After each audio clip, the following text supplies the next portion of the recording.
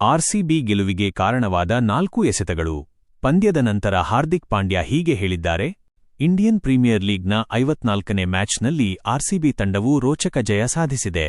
RCB ತಂಡದ ಈ ಗೆಲುವಿಗೆ ಭುವನೇಶ್ವರ್ ಕುಮಾರ್ ಹಾಗೂ ರಾಸಿಕ್ ದಾರ್ ಎಷ್ಟು ಕಾರಣರೋ, ಮುಂಬೈ ಇಂಡಿಯನ್ಸ್ ತಂಡದ ಸೋಲಿಗೆ ರಾಜ್ ಬಾವ ಕೂಡ ಅಷ್ಟೇ ಕಾರಣರು.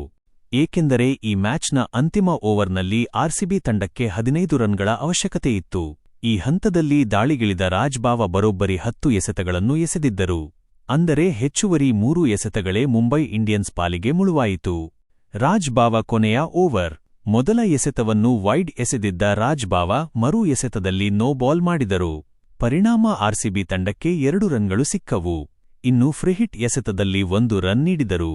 ಇದಾದ ಬಳಿಕ ಮತ್ತೊಂದು ವೈಡ್ ಎಸೆದರು. ಇದರಿಂದ ಎಕ್ಸ್ಟ್ರಾ ಇನ್ನೊಂದು ರನ್ ಸಿಕ್ಕಿತು. ಆ ಬಳಿಕ ರೊಮಾರಿಯೋ ಶೆಫರ್ಡ್ ವಿಕೆಟ್ ಪಡೆದರು.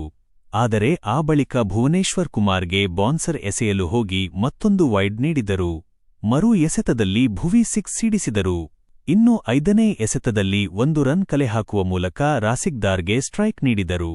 ಅಂತಿಮ ಎಸೆತದಲ್ಲಿ ಆರ್ಸಿಬಿ ತಂಡಕ್ಕೆ 2 ರನ್ಗಳ ಅವಶ್ಯಕತೆಯಿತ್ತು.